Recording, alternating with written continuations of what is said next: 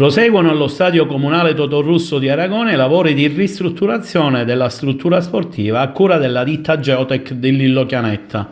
Al momento, dopo alcuni lavori che hanno interessato gli spogliatoi, quali il rifacimento degli impianti elettrici, idrici e di riscaldamento e le necessarie opere murarie riguardanti la risalita dell'umidità, si sta provvedendo allo spostamento della caldaia che consentirà di iniziare lavori per il rifacimento del sottofondo del terreno di gioco, su cui successivamente verrà posato il manto di erbetta sintetica di ultima generazione.